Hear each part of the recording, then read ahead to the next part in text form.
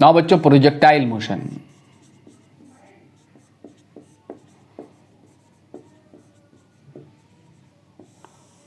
Projectile motion जो है ये टू डायमेंशनल मोशन का एग्जाम्पल है। Motion in a plane, example of motion in a plane, example of motion in a plane. ठीक है, आपने ग्राउंड से और motion under gravity, example of motion under gravity. ठीक है, ग्रेविटी के अंडर मोशन है प्रोजेक्टाइल मोशन। इस मोशन में हम नेग्लेक्ट कर रहे होते हैं बच्चों, क्या एक बात ध्यान देंगे, सबसे पहले हम नेग्लेक्ट कर रहे होते हैं एयर रेजिस्टेंस।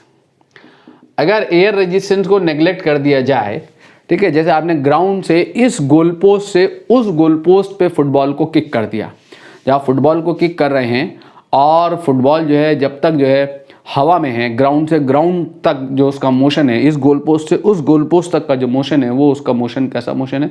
प्रोजेक्टाइल मोशन है। फुटबॉल के ऊपर हमने जो एयर ड्रैग है, एयर रेजिस्टेंस है, उसको नेग्लेक्ट किया है।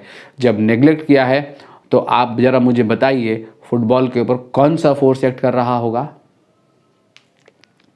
ओनली एक ही फोर्स एक्ट कर रहा होगा। अगर मैं एयर रेजिस्टेंस को नेग्लेक्ट कर दूं, हमने इस मोशन को पढ़ना है एयर रेजिस्टेंस को नेग्लेक्ट करते हुए। अगर मैं एयर रेजिस्टेंस को नेग्लेक्ट कर दूं तो एक ही फोर्स एक्ट कर रहा होगा, vertically downward gravitational force mg। ठीक है, mg एक्ट कर रहा होगा।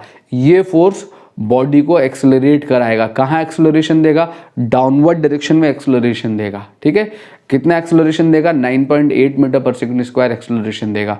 तो प्रोजेक्टाइल मोशन जो है बच्चों, जो प्रोजेक्टाइल मोशन है वो कौन सा एग्जाम्पल है? प्रोजेक्टाइल मोशन जो है मोशन है under gravity, example of motion under gravity.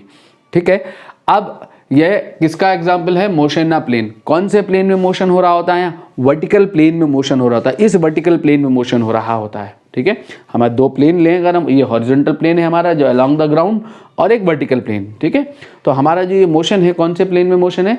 Vertical plane में मोशन है। जब वर्टिकल प्लेन में मोशन है तो हमारा पहला स्टेप क्या है कि मैंने क्या बताया प्लेन मोशन को सॉल्व करने के लिए? पहला स्टेप हमारा है हम दो म्यूचुअली परपेंडिकुलर एक्सिस मार्क करते हैं। एक को हम कहते हैं क्या? एक्स एक्सिस, और दूसरे को हम क्या कहते हैं? Y axis. ठीक है, तो एक्स एक्सिस और वाई एक्सिस हम ये कहाँ मार्क करेंगे? ठीक, तो ये चूंकि प्लेन मोशन का एग्जाम्पल है तो एक एक्सिस लेंगे हम अलोंग द ग्राउंड। ठीक है, उस अलोंग द ग्राउंड जो डायरेक्शन होती है वो कौन सी डायरेक्शन है हमारी? हॉरिजॉन्टल डायरेक्शन है। तो हॉरिजॉन्टल डायरेक्शन में हम यहाँ पे ले रहे होंगे कौन सी एक्सिस? X axis suppose. ठीक है, और दूसरा कहाँ मोशन है हमारा? वाई डायरेक्शन में, वर्टिकल डायरेक्शन में। वर्टिकल प्लेन में अगर दो म्यूचुअली परपेंडिकुलर एक्सिस मार्क करूं तो मैं ऐसे मार्क कर सकता हूं दो एक्सिस, ये वर्टिकल डायरेक्शन में हो गई, ये कहाँ हो गई? हमारी हॉरिजॉन्टल डायरेक्शन में हो गई एक्सिस। ठीक है, ये एक्स एक्सिस और ये वाई एक्सिस। ठीक है, तो ये वाली जो एक्सिस होगी वो कहाँ होगी? हमारी वर्टिकल डायरेक्शन में होगी। ठीक, जब वर्टिकल डायरेक्शन में होगी तो एक बात का ध्यान देंगे कि मैंने दो म्यूचुअली परपेंडिकुलर एक्सिस मार्क कर दी, X axis along horizontal direction, Y axis along vertical direction. तो जब पार्टिकल इस वर्टिकल मोशन में मूव कर रहा होगा, मैं यहां से इसको मैं यहां से इस पेन को प्रोजेक्ट कर दूं तो ये जब अंडर ग्रेविटी इसका मोशन हो रहा है तो अंडर ग्रेविटी मोशन में इसके ऊपर एक ही फोर्स एक्ट कर रहा है। अगर मैंने एयर रेजिस्टेंस नेग्लेक्ट कर दिया, एक ही फोर्स एक्ट कर रहा है कहाँ? वर्टिकली डाउनवर्ड डायरेक्शन में। तो उस फोर्स की वजह से एक ही डायरेक्शन में एक्सेलरेशन आ रहा है कहाँ? इन वर्टिकली डाउनवर्ड डायरेक्शन। ठीक है, only along vertical downward direction. क्योंकि हमने एयर रेजिस्टेंस को नेग्लेक्ट किया है, नो एयर ड्रैग, तो और किसी तरीके का कोई फोर्स नहीं होगा। तो हॉरिजॉन्टल डायरेक्शन में जब कोई फोर्स नहीं है तो acceleration of the particle in horizontal direction जो होगा वो क्या होगा? जीरो। एक्स डायरेक्शन में कोई एक्सेलरेशन एक्ट नहीं करता। प्रोजेक्टाइल मोशन में सिर्फ एक ही डायरेक्शन में एक्सेलरेशन एक्ट कर रहा होगा, ओनली अलोंग वर्टिकल डायरेक्शन। ठीक है, तो जब वर्टिकल डायरेक्शन में एक्सेलरेशन एक्ट कर रहा है तो क्या होगा यहाँ पे हमारा हॉरिजॉन्टल डायरेक्शन में मोशन? तो हम दो डायरेक्शन में तोड़ के करेंगे इस मोशन को, याद रखें वो दो डायरेक्शन हमारी हॉरिजॉन्टल और वर्टिकल डायरेक्शन है। हॉरिजॉन्टल डायरेक्शन में motion of projectile is uniform. ठीक है, कैसा मोशन है? यूनिफॉर्म मोशन है। दैट इज यूनिफॉर्म मोशन का मतलब दैट इज, ठीक है, no acceleration acts along horizontal direction, जब एक्सेलरेशन एक्ट नहीं कर रहा है हॉरिजॉन्टल डायरेक्शन में, तो जीरो एक्सेलरेटेड मोशन जो है और पार्टिकल का एक्स डायरेक्शन में मोशन हो रहा है विदाउट एक्सेलरेशन, तो वो कौन सा मोशन होगा? यूनिफॉर्म मोशन होगा। यूनिफॉर्म मोशन का मतलब ये हुआ, यूनिफॉर्म मोशन का मतलब ये हुआ कि पार्टिकल की वेलोसिटी में कोई चेंज नहीं आएगा। That is horizontal component of velocity. Particle का जो हॉरिजॉन्टल डायरेक्शन में यानी एक्स डायरेक्शन में अलोंग द ग्राउंड जो वेलोसिटी का कंपोनेंट होगा, हॉरिजॉन्टल कंपोनेंट जो कि u cos थीटा हम लेंगे generally of velocity of projectile, velocity of projectile remains constant. ठीक है, तो पूरी जर्नी में पार्टिकल की वेलोसिटी हॉरिजॉन्टल दिशा में ना तो बढ़ेगी ना घटेगी। ठीक है, पूरी जर्नी में ग्राउंड से शुरू होके ग्राउंड तक की वापस जर्नी में हॉरिजॉन्टल डायरेक्शन की वेलोसिटी में कोई चेंज, कोई तब्दीली नहीं आएगी, बिकॉज हॉरिजॉन्टल डायरेक्शन में कोई एक्सेलरेशन एक्ट नहीं करता। ठीक है, वर्टिकल डायरेक्शन की अगर हम बात करें तो वर्टिकल डायरेक्शन में motion is uniformly accelerated. Motion of projectile is uniformly accelerated. Motion of projectile is uniformly accelerated. कैसा मोशन होगा? यूनिफॉर्मली एक्सेलरेटेड मोशन होगा। यूनिफॉर्मली एक्सेलरेटेड मोशन का क्या मतलब होगा? Uniformly accelerated that is G X. G जो है, जी क्या है जी क्या है? Acceleration due to gravity. ठीक है, ग्रेविटी की वजह से बॉडी में जो एक्सेलरेशन प्रोड्यूस होता है उसको स्मॉल जी से डिनोट करते हैं। जी एक्ट्स अलोंग कहाँ? Vertically downward direction. Vertically downward direction में जी एक्ट करता है। ठीक है, जब वर्टिकली डाउनवर्ड डायरेक्शन में जी एक्ट करेगा तो जी का काम, एक्सेलरेशन का काम क्या है? पार्टिकल की वेलोसिटी में चेंज लेके आना। ठीक है, तो अपवर्ड जर्नी में जब बॉडी को आप ग्राउंड से अपवर्ड जर्नी में देते हो तो वेलोसिटी ऊपर होती है, जी नीचे होता है, तो मोशन कैसा होता है? रिटार्डिंग। और डाउनवर्ड जर्नी में वेलोसिटी नीचे, एक्सेलरेशन नीचे, मोशन कैसा होता है? एक्सेलरेटेड। तो अपवर्ड जर्नी में वेलोसिटी क्या होती है? पार्टिकल की घटती है, और डाउनवर्ड जर्नी में वेलोसिटी बढ़ती है। जब आप फुटबॉल को किक करोगे तो जब वो ग्राउंड से ऊपर को उठ रही होगी तो उसका वर्टिकल डायरेक्शन वाली जो वेलोसिटी होगी, क्योंकि वर्टिकल डायरेक्शन में एक्ट कर रहा है जी, यानी वाई डायरेक्शन में एक्ट कर रहा है जी, तो वाई डायरेक्शन वाली वेलोसिटी जो बॉडी को वाई डायरेक्शन में लेके चलेगी, तो जब पार्टिकल ऊपर को उठ रहा होगा तो वाई कंपोनेंट ऑफ वेलोसिटी घट रहा होगा, और ऊपर उठ के जब नीचे उतर रहा होगा, ठीक है, तो नीचे उतरते समय जी की दिशा में ही पार्टिकल की वेलोसिटी होगी, तो नीचे उतरते समय वाई कंपोनेंट ऑफ वेलोसिटी क्या कर रही होगी? बढ़ रही होगी। ठीक है, क्या कहा मैंने? हॉरिजॉन्टल दिशा में तो वेलोसिटी में कोई चेंज नहीं आएगा।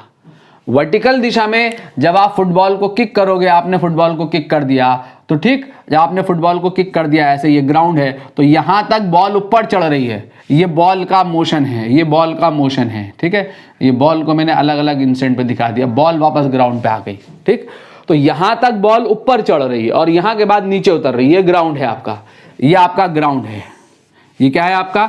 ये ग्राउंड है। आपने ग्राउंड से किक किया है, ये आपका ग्राउंड है। ठीक है, तो आपका ये प्लेन मोशन है अलोंग द ग्राउंड, ये एक्स एक्सिस है, ये आपकी वाई एक्सिस है, ये वर्टिकल डायरेक्शन है, ये वर्टिकल डायरेक्शन है।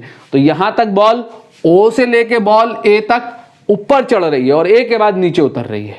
ठीक, तो जी एवरी पॉइंट जी नीचे एक्ट कर रहा होगा वर्टिकली डाउनवर्ड, एवरी पॉइंट जी नीचे एक्ट कर रहा होगा वर्टिकली डाउनवर्ड, वर्टिकली डाउनवर्ड जी एक्ट कर रहा होगा नीचे को। ठीक है, तो जब बॉल यहां से ऊपर चढ़ रही होगी तो कौन चढ़ा रहा होगा ऊपर को? वेलोसिटी।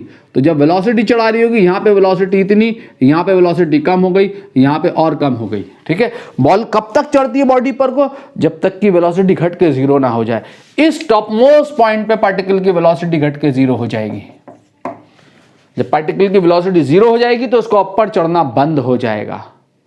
ठीक है, अब बॉल नीचे आएगी, इस पॉइंट के बाद नीचे आने लगेगी। ठीक है, इस पॉइंट से यहां क्यों नहीं आ गई? क्योंकि इसमें हॉरिजॉन्टल कंपोनेंट है वेलोसिटी का। यहां पे जो हॉरिजॉन्टल कंपोनेंट था वो है, अभी देखेंगे, ये आगे बढ़ाएगा इसको। तो फुटबॉल जो है वो ऐसे पाथ को फॉलो करती भी जाएगी।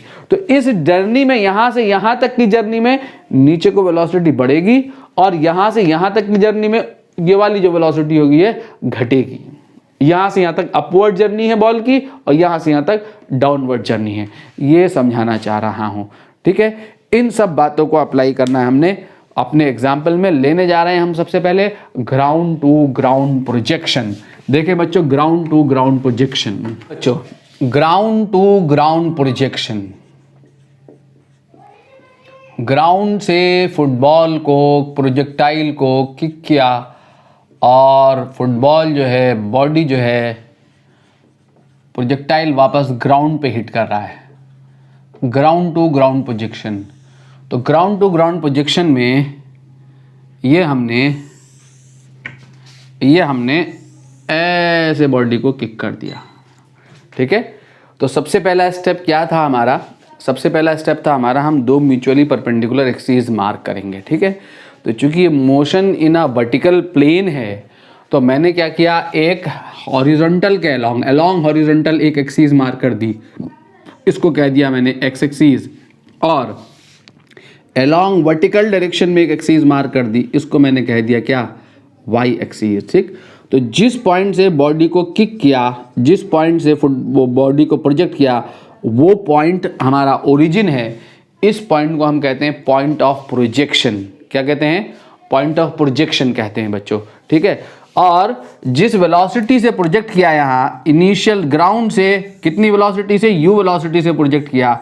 ठीक है, इस पाथ पे टेंजेंट की दिशा में होगी वेलोसिटी, जिस वेलोसिटी से प्रोजेक्ट किया, ये वेलोसिटी कहलाती है वेलोसिटी ऑफ प्रोजेक्शन, और जिस एंगल पे प्रोजेक्ट किया है थीटा, ये कहलाता है हमारा एंगल ऑफ प्रोजेक्शन। ठीक है, थीटा हमारा यहाँ पे क्या है, एंगल ऑफ प्रोजेक्शन है। इस एंगल पे u वेलोसिटी से हमने बॉडी को प्रोजेक्ट कर दिया है ग्राउंड से। क्लियर? तो ये हमारा पहला स्टेप है। बॉडी O से A तक, ये टॉप मोस्ट पॉइंट है इसका, यहाँ तक बॉडी ऊपर चढ़ रही है। देखो ये ऊपर चढ़ रही है, ये हाइट लगातार बढ़ रही है। ये पॉइंट पे बॉडी क्या हो गई, इसकी मैक्सिमम हाइट है। जब बॉडी पॉइंट A पे है तो मैक्सिमम हाइट पे है। इस पॉइंट के बाद बॉडी नीचे उतर रही है और ये वापस ग्राउंड पे हिट कर गई। ठीक है, तो ये हमारी मैक्सिमम हाइट है AC। ठीक, तो अगर मैं यहाँ पर इस पार्टिकल को दिखाऊं, एक पार्टिकल की पूरी जर्नी दिखाऊं, एक बार पार्टिकल यहाँ है, एक बार यहाँ है, फिर ये टॉप मोस्ट पॉइंट पे देखो, फिर पार्टिकल यहाँ है, फिर ये, और फिर वापस ग्राउंड पे हिट कर गया ये। ठीक है, वापस ग्राउंड पे हिट कर गया। ये बॉडी ऐसे मूव कर रही है, ऐसे प्रोजेक्टाइल मूव कर रहा है। ठीक है, तो सबसे पहला स्टेप क्या है, तो सबसे पहला स्टेप क्या था, हमने क्या करना है, ux लिखना है, uy लिखना है, ax लिखना है, ay लिखना है, साइन के साथ, विद प्रॉपर साइन।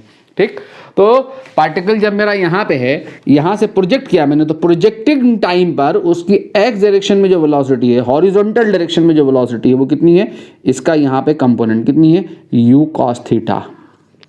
ठीक है, और y कंपोनेंट जो है कितना है वेलोसिटी का, वो कितना है, u sin थीटा। ठीक, ये u sin थीटा है। ठीक है, तो ये u cos थीटा कहाँ लेके चलेगा इस पार्टिकल को, along horizontal. u sin theta कहाँ लेके चलेगा, अलोंग वर्टिकल। अगर u cos थीटा ना हो, u cos थीटा कब नहीं होगा, जब ऐसे प्रोजेक्ट करेंगे बॉडी को सीधे वर्टिकली अपवर्ड, तो पार्टिकल जो है सीधे जाएगा और वापस लौट आएगा। ऐसे वर्टिकली अपवर्ड प्रोजेक्ट करेंगे तब u cos थीटा। ठीक है, इस मोशन को हम कर चुके हैं, वन डायमेंशन मोशन है, मोशन अंडर ग्रेविटी, ये एग्जाम्पल हम कर चुके हैं। तब पार्टिकल में u cos थीटा नहीं होता। ठीक, ये u वेलोसिटी कहाँ होती है, सीधे वर्टिकली अपवर्ड प्रोजेक्ट कर देते हैं। क्लियर हो गया? तो u cos थीटा कहाँ चलाएगा, अलोंग हॉरिजॉन्टल, और u sin थीटा कहाँ चलाएगा पार्टिकल को, अलोंग वर्टिकल डायरेक्शन में u sin थीटा चला रहा होगा। ठीक है बच्चों,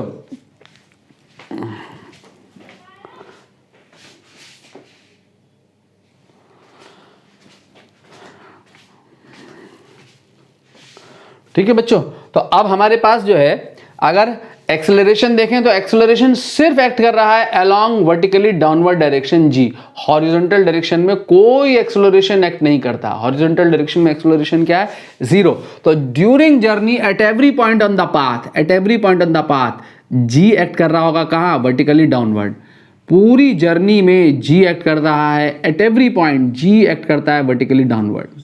ठीक है, ये g एक्ट कर रहा है, ये g eight every point on the path. ठीक है, इनफैक्ट ये g ही है जो ये मोशन दे रहा है इसको, ग्रेविटी ही है जो इसको मोशन दे रही है। ऐसा ग्रेविटी ना हो तो क्या होगा, प्रोजेक्टाइल सीधा इस पाथ पे चला जाएगा, u के अलोंग मूव कर जाएगा सीधे।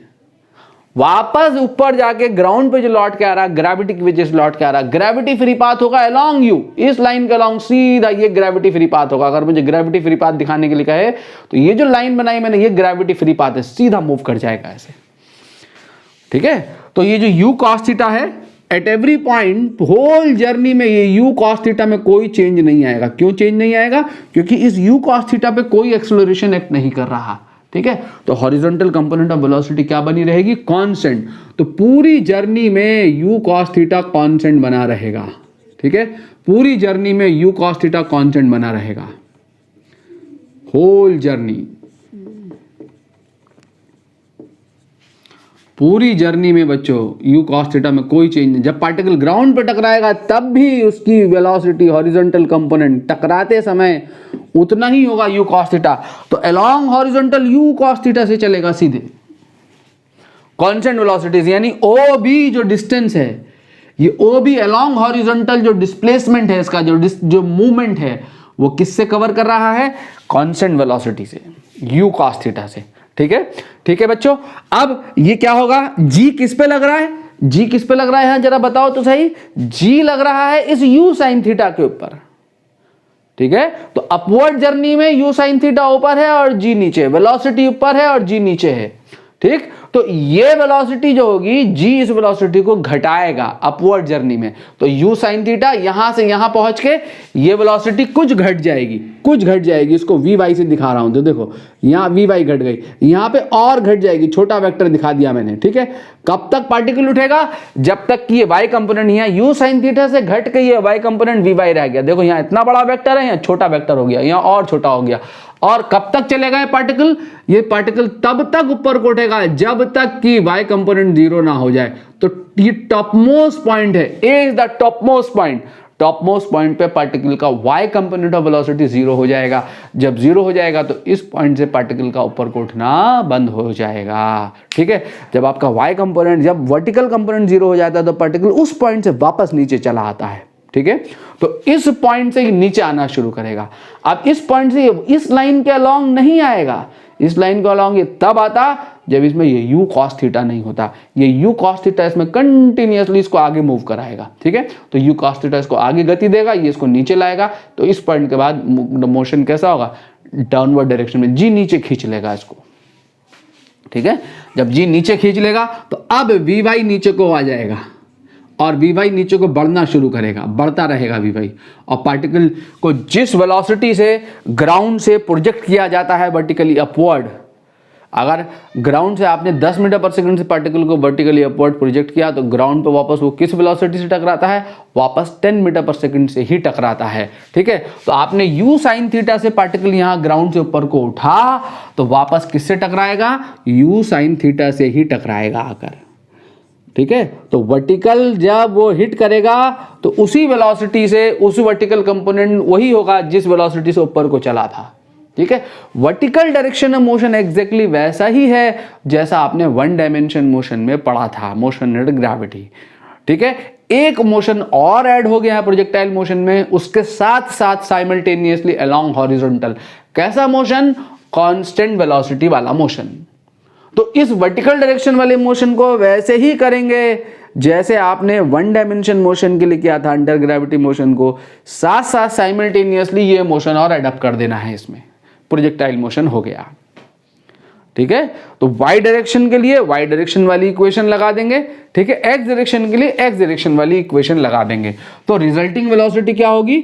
रिजल्टिंग वेलोसिटी पार्टिकल की वही होगी u। तो रिजल्टिंग वेलोसिटी u होगी और ये एंगल थीटा ही होगा, ठीक है। तो ग्राउंड से जिस वेलोसिटी से पार्टिकल को प्रोजेक्ट करते हैं उसी वेलोसिटी से ग्राउंड पे आके हिट करता है। हॉरिजॉन्टल से जिस एंगल पे प्रोजेक्ट किया जाता है वापस उसी एंगल पे आके हिट करता है, ठीक है।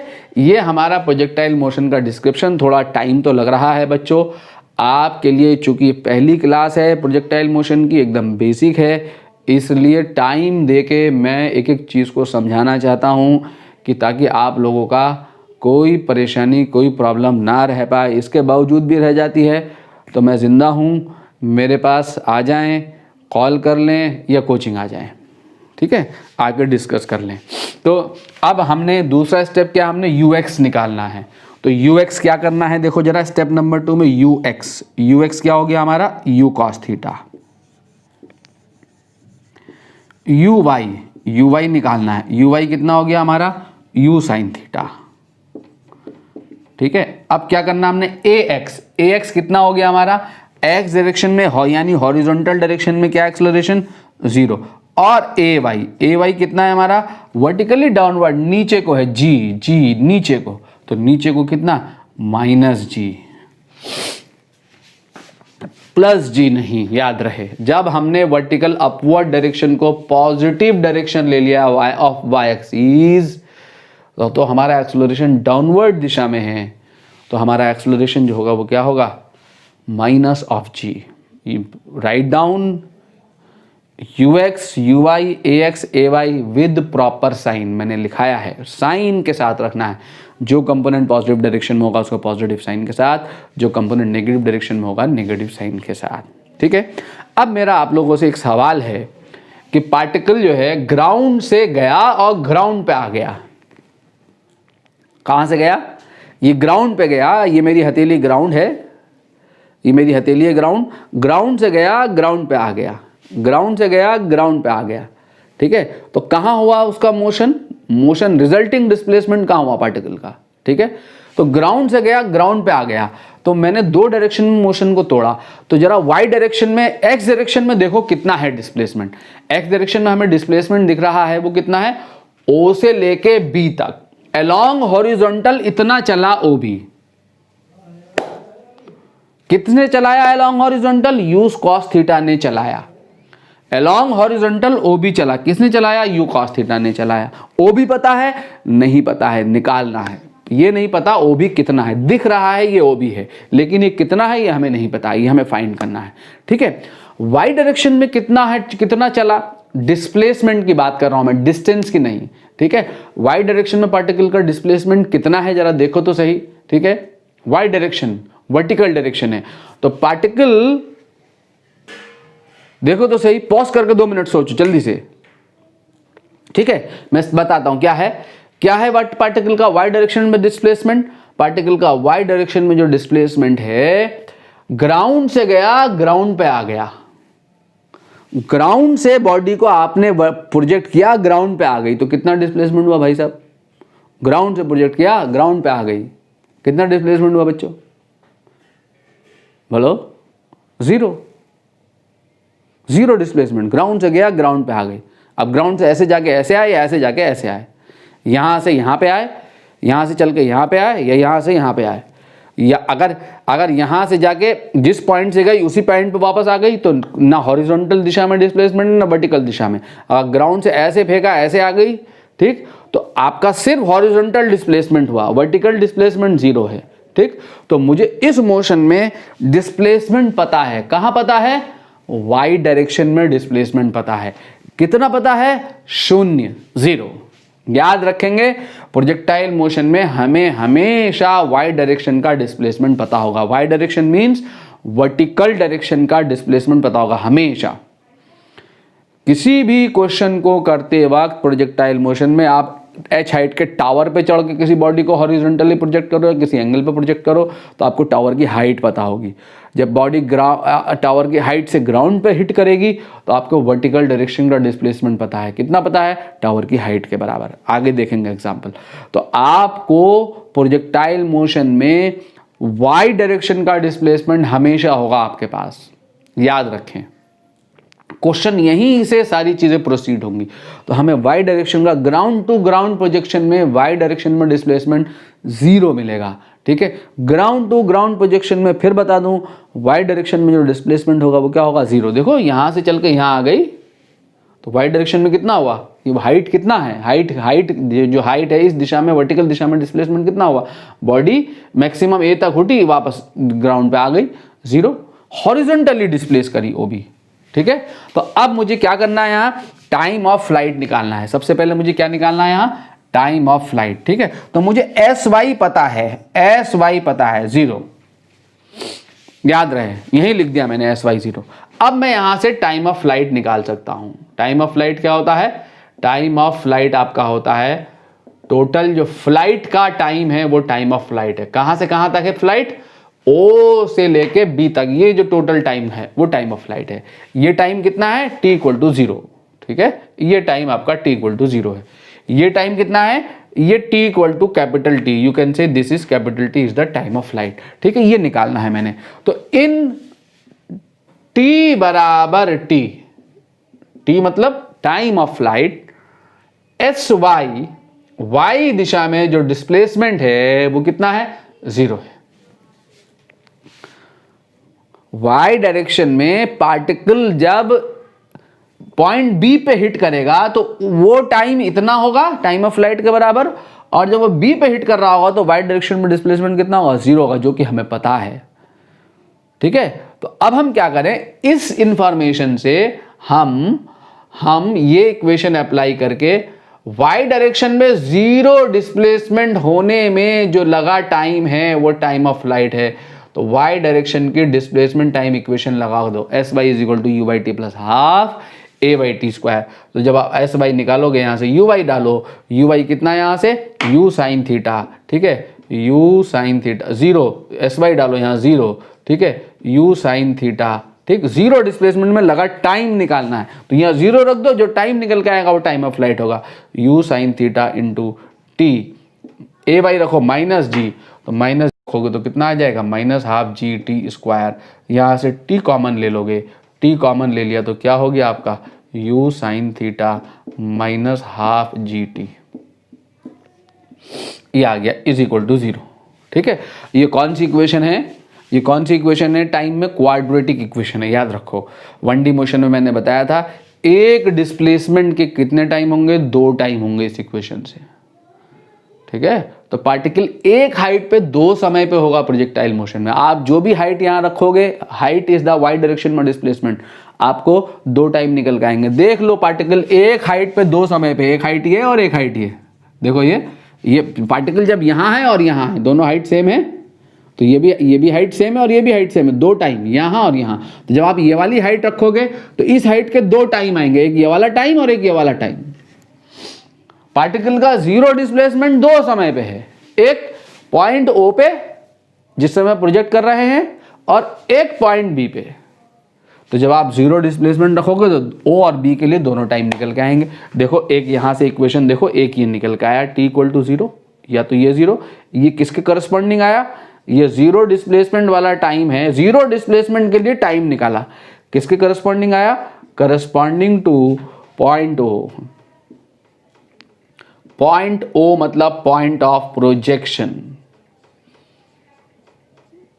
और दूसरा ये 0 या फिर ये 0 या फिर ये 0, ये 0 मतलब u sine theta minus half g t square is equal to g t is equal to 0, ठीक है।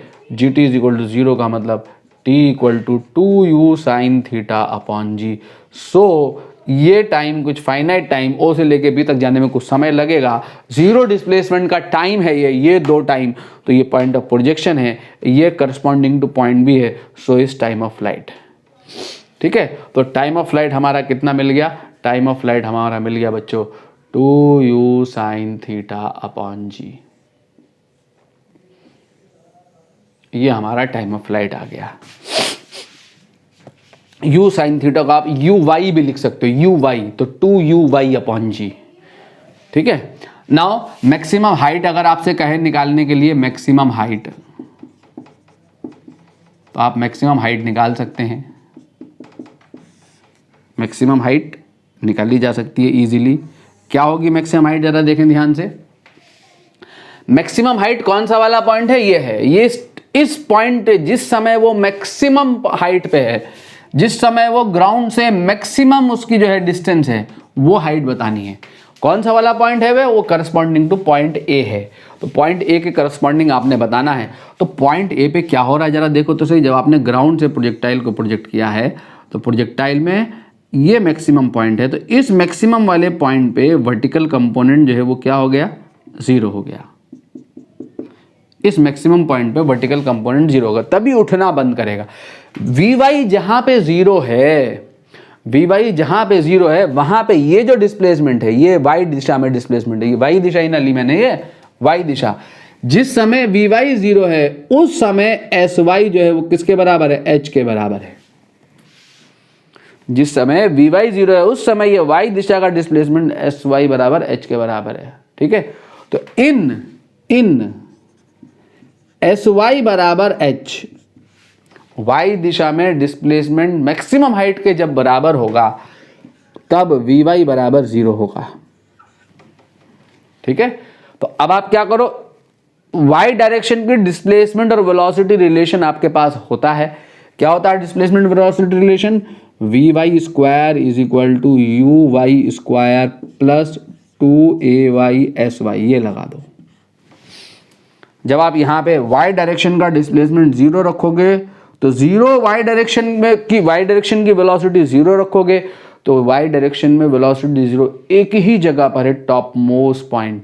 तो वो जो डिस्प्लेसमेंट होगा आपका वो क्या दे देगा, आपको मैक्सिमम हाइट दे देगा। तो जब वी वाई बराबर 0 तो यू वाई कितना, यू साइन थीटा, यहाँ से यू साइन थीटा रख दो, यू साइन थीटा का होल स्क्वायर, ए वाई माइनस जी रखो माइनस 2g और एस वाई एच, तो यहाँ से मैक्सिमम हाइट आपकी निकल के आएगी क्या, you square sine square theta upon 2g। ठीक है, यू साइन थीटा आपका यू वाई है, वाई डायरेक्शन में कंपोनेंट है, तो आप इसको you y square upon 2g भी लिख सकते हैं। ठीक है, ठीक है, न्यूमेरिकल प्रॉब्लम में कहीं कहीं दिया हुआ होता है you y square upon 2g, तो मैक्सिमम हाइट कितनी आ गई निकल के, you square sine square theta upon 2g, time of flight कितना आ गया निकल के, 2u sine theta upon g। ठीक है, ये फॉर्मूले आपको न्यूमेरिकल के लिए सारे फॉर्मूले याद करने होंगे। ठीक है बच्चों, आगे बढ़ते हैं।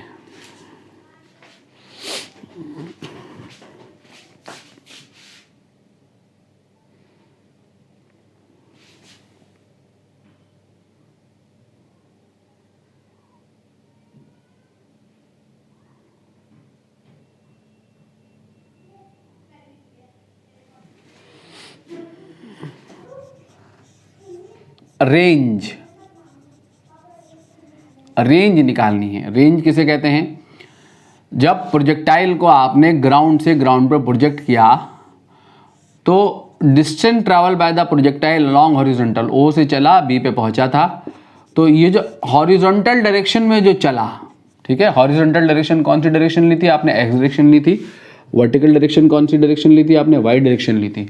तो हॉरिजॉन्टल डायरेक्शन में प्रोजेक्टाइल का जो डिस्प्लेसमेंट है, यहाँ से आपने यू वेलोसिटी से प्रोजेक्ट किया था इसको, ठीक है, ये फिगर है आपके सामने, वर्टिकल डायरेक्शन में जी लग रहा है ओनली, हॉरिजॉन्टल डायरेक्शन में कोई एक्सप्लोरेशन नहीं है। ठीक है, तो अब आपने जो है यहाँ जब ग्राउंड से चल के ग्राउंड पे पहुंचा तो हॉरिजॉन्टल डायरेक्शन में जितना डिस्प्लेसमेंट हुआ ओ से लेके बी तक, वो आपकी रेंज है। ठीक है, ओ से लेके बी तक का आपने टाइम निकाल लिया, जिसको हमने टाइम ऑफ फ्लाइट कहा, जो कि हमने क्या निकाला, 2u sine theta upon g. ठीक है, इतने टाइम में पार्टिकल का एक्स डायरेक्शन में जो डिस्प्लेसमेंट है वो रेंज है। क्या कहा मैंने, टाइम ऑफ फ्लाइट में जो वन टाइम ऑफ फ्लाइट है पार्टिकल का, जो मैंने निकाला 2u साइन थीटा अपॉन जी, इतने टाइम में पार्टिकल का वाई डायरेक्शन में डिस्प्लेसमेंट कितना है, 0 है, एक्स डायरेक्शन में जितना डिस्प्लेसमेंट है ओ भी है, वही हमारी रेंज है। यानी इन कितना टाइम, t बराबर t, जो कि कितना है 2u sine theta upon g है, टाइम ऑफ फ्लाइट, इतने टाइम में एक्स डायरेक्शन में जो डिस्प्लेसमेंट है वो रेंज है। ठीक है, तो अब आप क्या करोगे, एक्स डायरेक्शन की डिस्प्लेसमेंट टाइम रिलेशन लगा दो, s x is equal to u x t plus half a x t square. तो याद है क्या लिखा है, बोर्ड से मैंने मिटा दिया, यू एक्स कितना निकाला था हमने, यू कॉस थीटा, टी क्या है हमारा यहाँ, टाइम ऑफ फ्लाइट, टी ये रखना है, और ए एक्स क्या है यहाँ हॉरिजॉन्टल डायरेक्शन में 0, तो एस एक्स कितना आएगा देखो, यू कॉस थीटा, और टाइम ऑफ फ्लाइट कितना है हमारा 2u sine theta upon g. ठीक है, तो एस एक्स कितना आया यहाँ से हमारा, u इंटू यू कितना आ गया, यू स्क्वायर, और ये कितना हो गया 2 sine theta cos theta upon g. ठीक है, और साइन थीटा कॉस थीटा जो है वो कितना होता है, साइन 2 थीटा होता है। 2 साइन थीटा कॉस थीटा जो है, 2 साइन थीटा कॉस थीटा कितना होता है, साइन 2 थीटा। तो u square sine 2 theta upon g. S x को हमने क्या रख देना है, आर। एस एक्स को आर डाल दो, ठीक है। तो हमारी जो रेंज आ गई वो कितनी आ गई, 2u sine theta upon g, ठीक है। तो हमने क्या क्या फाइंड कर लिया बच्चों, हमने मैक्सिमम हाइट फाइंड कर ली, हमने टाइम ऑफ फ्लाइट फाइंड कर लिया, और हमने क्या फाइंड कर लिया, रेंज फाइंड कर लिया। हमारा जो टाइम ऑफ फ्लाइट आया है वो कितना आया, 2u साइन थीटा अपॉन जी। हमारी जो रेंज आई है वो कितनी आई है, u square sine 2 theta upon g. और मैक्सिमम हाइट कितनी आई है, u square sine square theta upon 2g, ठीक है। नाउ इसमें केस वन मैंने ये देखना रेंज कब मैक्सिमम होगी, कि किस एंगल पे प्रोजेक्ट करें। u की फिक्स वैल्यू के लिए, g तो फिक्स होता है, किसी पर्टिकुलर वेलोसिटी के लिए एंगल ऑफ प्रोजेक्शन कितना हो कि रेंज मैक्सिमम मिले। फुटबॉल को किस एंगल पे किक करोगे आप कि वो मैक्सिमम डिस्टेंस पे जाके गिरे। तो r is maximum when sine 2 theta is equal to maximum. और साइन 2 थीटा की जो मैक्सिमम वैल्यू है याद रखो 1 होती है। साइन थीटा कभी 1 से बड़ा नहीं हो सकता, ठीक है। 1 होती है कब, जब 2 थीटा कितना होता है, 90 डिग्री। 2 थीटा 90 का मतलब यहाँ से थीटा कितना आ गया, 45 डिग्री। यानी आप किसी भी प्रोजेक्टाइल को किसी पर्टिकुलर वेलोसिटी से जब भी 45 डिग्री के एंगल पर प्रोजेक्ट करोगे तो इन दैट केस रेंज जो होगी वो क्या होगी, मैक्सिमम होगी। आप साइन 2 थीटा की वैल्यू 1 रख दो तो वो मैक्सिमम रेंज कितनी होगी, R max is equal to u square upon g. ये आपकी मैक्सिमम रेंज आ गई। कितने एंगल के लिए, at theta is equal to 45 degree के लिए, ठीक है। जब 45 डिग्री के एंगल पे प्रोजेक्ट करेंगे तो रेंज होगी वो क्या होगी, मैक्सिमम होगी, ठीक है बच्चों। नाउ इसी में रेंज में हमारा केस 2, दोनों केस इंपॉर्टेंट है आपके लिए एग्जाम में पूछने के लिए, ठीक है। मैंने किस एंगल पे प्रोजेक्ट किया इस प्रोजेक्टाइल को, थीटा डिग्री के एंगल पे। जब थीटा डिग्री के एंगल पे प्रोजेक्ट किया तो कितनी आई range, u square sine 2 theta upon g. इसको मैं कह रहा हूं आर थीटा। तो आर थीटा हमारा कितना है, u square sine 2 theta upon g है, ठीक है। मैं थीटा की जगह जो थीटा एंगल है, इस थीटा की जगह पर बच्चों मैं 90 डिग्री माइनस थीटा एंगल पे प्रोजेक्ट कर रहा हूं। इस प्रोजेक्टाइल को मैं किस एंगल पे प्रोजेक्ट कर रहा हूं, 90 डिग्री माइनस थीटा के एंगल पे। अगर मैं यहाँ 90 माइनस थीटा एंगल ले लूं तो मुझे यहाँ पे थीटा की जगह मुझे यहाँ पुट करना होगा 90 माइनस थीटा। मैंने थीटा की जगह पे अब कितने एंगल पे प्रोजेक्ट किया, ग्राउंड से 90 माइनस थीटा पे, ठीक है। तो क्या आया देखो तो सही बच्चों, 90 minus theta is equal to u square sine 180 degree minus 2 theta. चीज़ें बहुत आसान है बच्चों, बहुत इजी है। सिस्टमैटिकली साथ साथ करते रहो, सिस्टमैटिकली पढ़ते रहो, ध्यान से पढ़ते रहो। चीज़ें बहुत आसान है, बहुत इजी है, कुछ भी मुश्किल नहीं है। फिजिक्स को बहुत सिस्टम के साथ पढ़ना होता है। अगर आप सिस्टम के साथ पढ़ ले फिजिक्स को तो फिर फिजिक्स बहुत आसान लगने लगती है। और आपने सिस्टम ज़रा सा भी आपको गड़बड़ाया तो फिजिक्स आपको जो है परेशान कर देगी, ठीक है। फिर आपके सामने परेशानी आने लगेंगी। इसलिए जो है बहुत सिस्टम के साथ सिस्टमेटिकली समझ के चीज़ों को पढ़ते रहो। जो नहीं समझ में आ रहा पूछते रहो, ठीक है।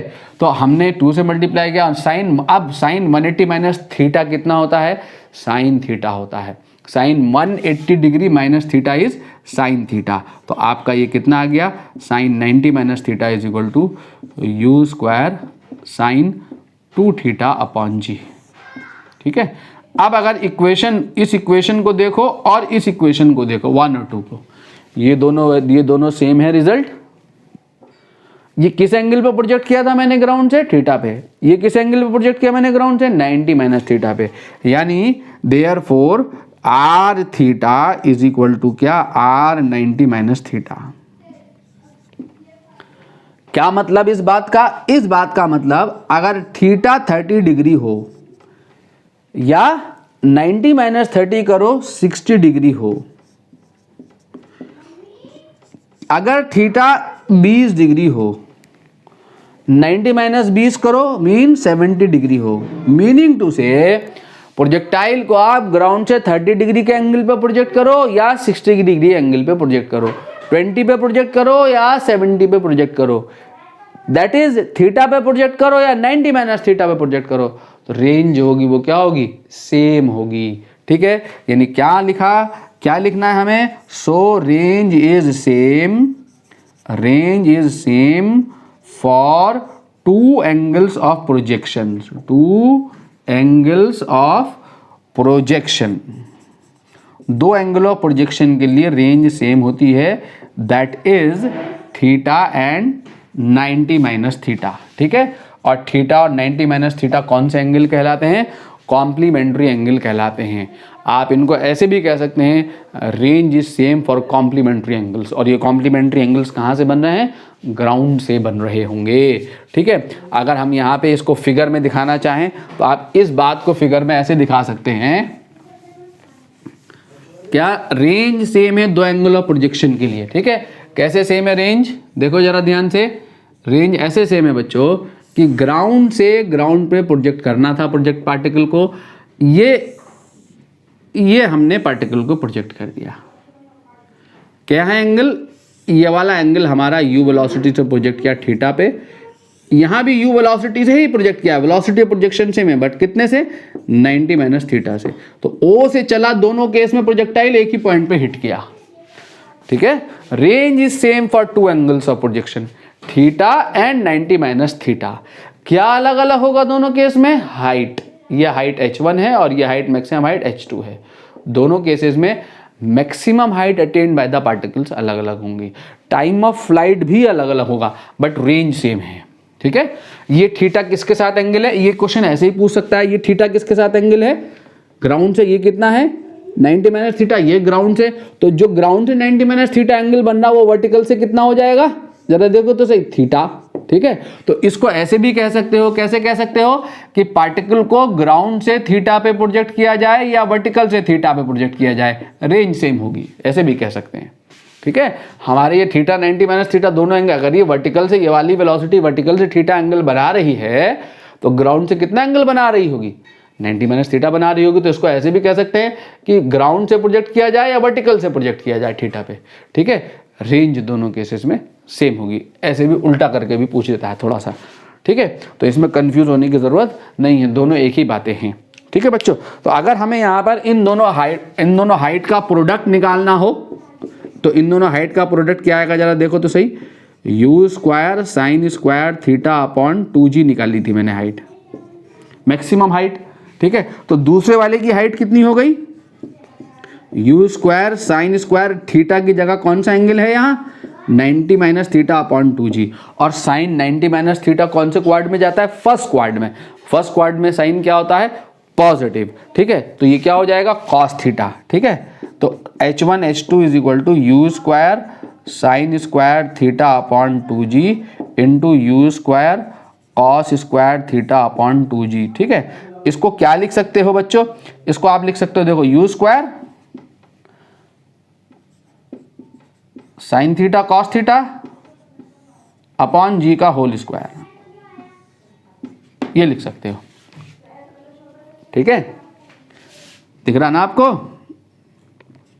1/4 बाहर निकाल लो, देखो सही, क्या यू स्क्वायर दो हैं, होल स्क्वायर में ले गया, sine square cos square theta है, साइन थीटा कॉस थीटा लिख के होल स्क्वायर में ले गया, और 2g मल्टीप्लाई हो रहे हैं तो 1g लेके स्क्वायर में ले गया, और 2 2 जा 4 बाहर लिख दिया।